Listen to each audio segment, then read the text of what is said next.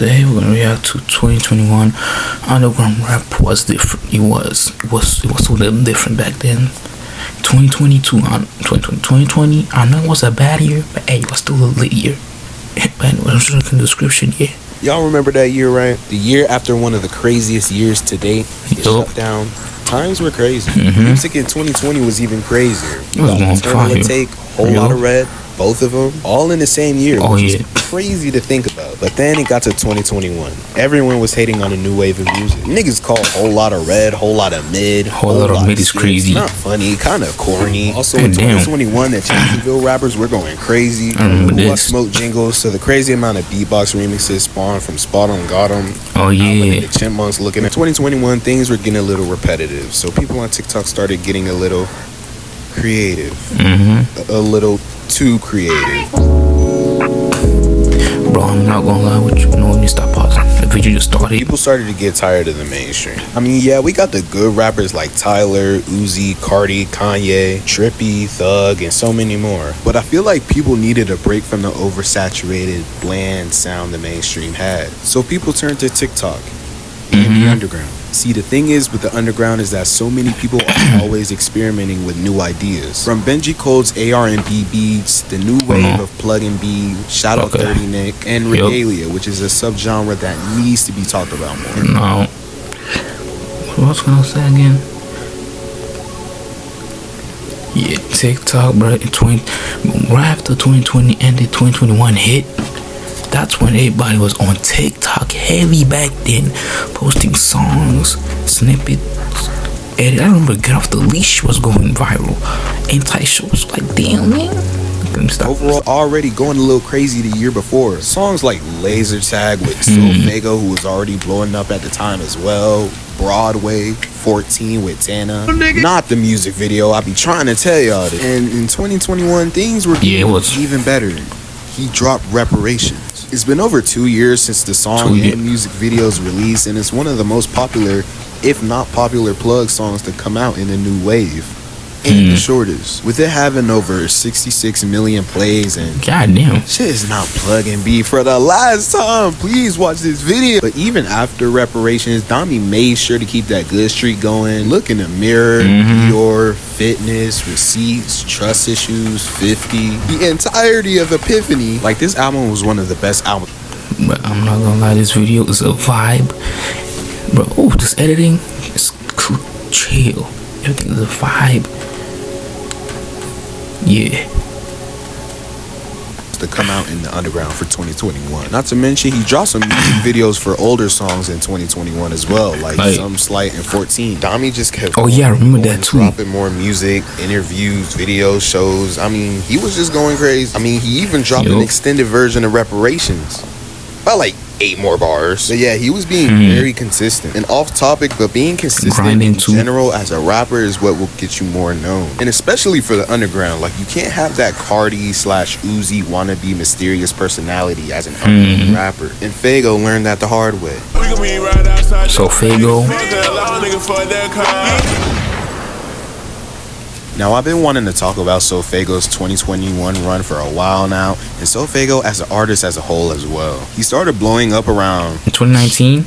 I say late 2018, early 2019. No, it's 20. I think it was 2019 or something. I don't know, but yeah. Personal favorite songs from this era: One Up, Yakimaru, Rat Runners, Go, Masquerade, Smoking Dabs, Restart, Devil Fruit, Lust, Knock Knock.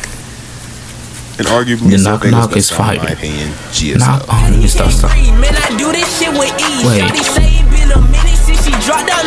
I think I know this song. What made Sofago popular was his iconic sound, notably his ad-libs. With so many people always asking for him to hit an ad-lib or do an ad-lib in his lives, he probably had the best ad-libs in underground.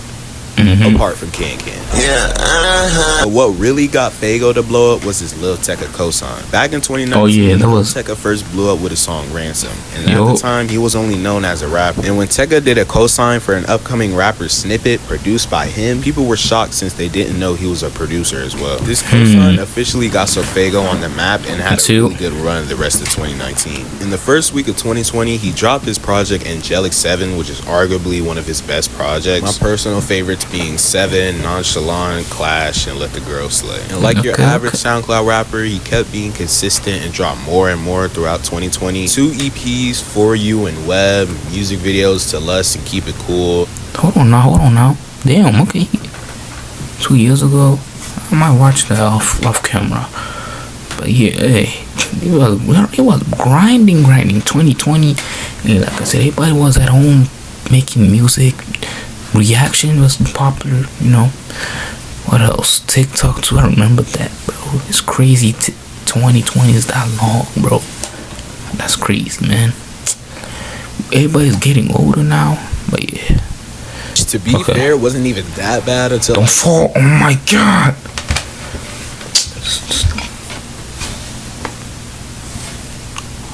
Later in the year, he dropped songs like Let's Lose Our Minds, the Knock Knock music video, On and the he had door. a feature with Trippie Redd. Speaking of Knock Knock, Trippie that Redd. song officially Yeah? Okay, I need to watch all this.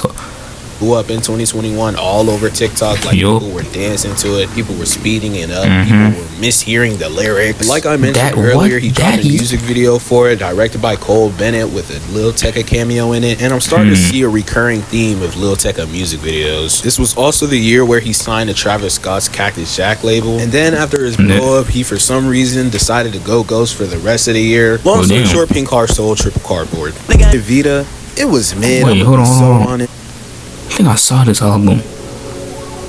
Wait, I can't remember. I think I did. Yeah, I did saw it.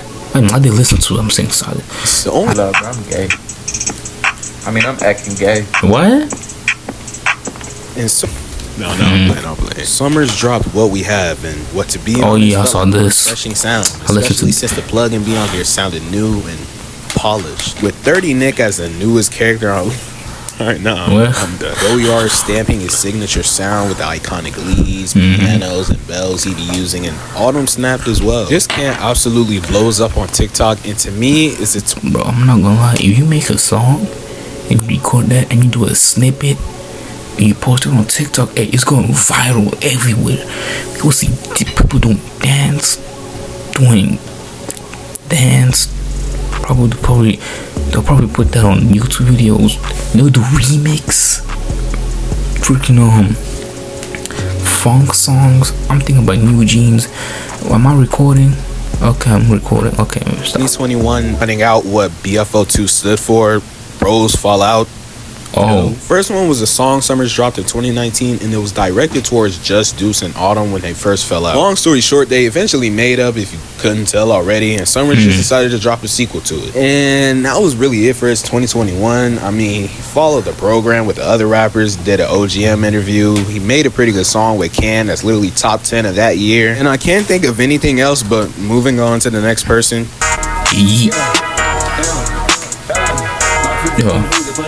Now I'm finna say this right now, and y'all can say whatever y'all want in the comments, but Yeet wouldn't be absolutely nothing without Twisty P and maybe Autumn. Back in 2020, Yeet had dropped 2 EPs, We Us in April and Hold On in September. And we're getting some I forgot I'm recording the video, but hold on now. recognition, but it wasn't really enough. Then we got into 2021, which in my opinion, 2022? I see as Yeet's first peak. He dropped 2022? 4L in July, Oh, yeah. which was his first successful project, and dropped the visuals for Money Twerk on the same day. Money Twerk was also one of the many songs that blew up on TikTok from his album. Other notable songs included Teslas and Rovers, Swerved It, Off the Lot, and Yeet's biggest song at the time, Is Sorry About That. sorry about that. Yo, sorry about that. It went absolutely crazy. Wherever you were on the internet, you would hear this song. He dropped a music video for the song as well, which made it even bigger. And y'all can't even lie, this Yeah, it is was a probably fire how the song. majority of people discover Yeet, through social media and TikTok, because that's how I found him. Me Now, too. later in the year, he drops Trendy, which serves as a preview to his upcoming album Up to Me, with a sequel to Sorry About That.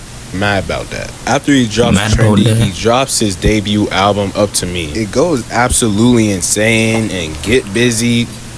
I will say 2022 was Yeet's year. I just found out about Yeet in 2022. I'm not gonna lie, but I need to stop talking. It's loud. It's 2022. I think summer. 2022. Yeah, summer. Yeah. Y'all literally know how the song goes. Bruh puts a bell in a normal rage-ish beat and the people go crazy, including me, including Bruce. Oh yeah. Damn. Okay, that's hard. Yo. Another song that's probably his most popular song to date, Money So Big. This song was literally everywhere. It went along with the Jit Trippin' meme spawned from this dude. It was crazy. Oh, But yeah. later in the year, underground TikTok. groupie Twisty P starts a very, very iconic live harassing people on IG in the street singing the Yeet bars. It was his SoundCloud exclusive song at the time, Dub. Hey, Oh yeah. what the problem, man?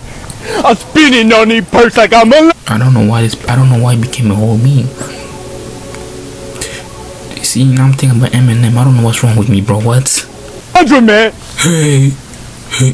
Sing I never did, but I never did. Fast forward, Yeet is literally on top of the underground right now, as well as the mainstream. He also re-releases Dub on a deluxe version of Two Alive. Oh yeah. And that's pretty much it for Yeet's 2021. 10 out slump. Hell yeah. Tana and Slump literally by far had the biggest success out Yup. of all the people I talked about in this video. They were the two biggest figures from this year, and you know I had to save the best for last. But they were big, most notably for two reasons. One, Antisocial. because of their success. Their main success was, of course, Antisocial, And one Get of Off the the Leash. biggest songs to ever come out in the underground in months. Maybe years. Off the even. Leash. Like, there is no doubt you look up an underground playlist on any platform and see Antisocial in there, even the second one. The song was so big that some people literally admit that it changed their style of music, like from your average raw wave listener to a pro activist sipper. I know that What? don't taste good. So big that it got some people back into the underground / SoundCloud scene after their lost hope on the previous generation. That's how big their success was. Two is their chemistry. Their chemistry was absolutely insane together and was the reason why they were able to last so long together as a dynamic duo. Hey, I remember Jay. Can't be Dave in school, bro. He introduced me to Antisocial, bro. I remember that day, man.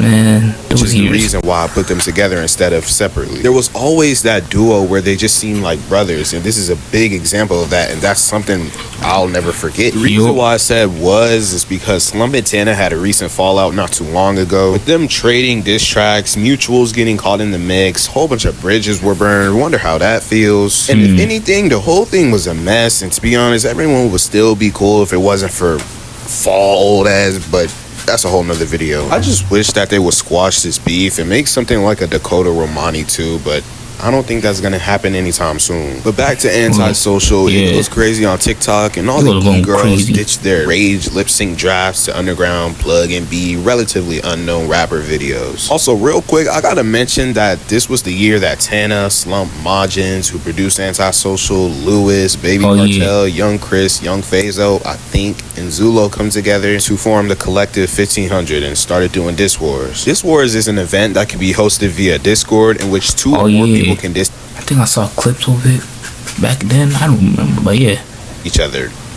It's pretty self-explanatory. But there are two types of diss wars. The fake diss wars, that's all for fun, promo, and jokes. And the other form is real beef. People literally threatening people's families. But this was when Slump's success started to peak, since he by far had the best diss tracks. I mean, if you haven't heard already, listen to these on the screen. Absolutely diabolical. Slump and Tana eventually dropped Antisocial 2, which goes even crazier due to the fact that they got the whole Fortnite squad on the track, which extends it to like 7 minutes. But yeah, again, I wanted to put them together to go over their success as a duo, which is why I don't mention Tana's Lil Tecca cosigns, Slump's come up, and things of that nature, because they were the duo to look out for in the underground. And with that, we looked at the most notable people that blew up in the 2021 TikTok era of the underground. There were some other people I could have talked about, like SSG Kobe, Autumn, King, Young Chris, and many more, but I feel like it wasn't fair since they weren't as big as the rappers I mentioned in this video, and this video was overdue anyways. Plus, I already talked a bit about Can's come up in this video, so watch this if you haven't already. And don't crash the track, you kids. You gotta at least stay late. Okay. But yeah, that was a fire video. Come on now. Man, this is in 2022. Goddamn, but yeah, to go, y'all. Like and subscribe, but yeah, I'm out.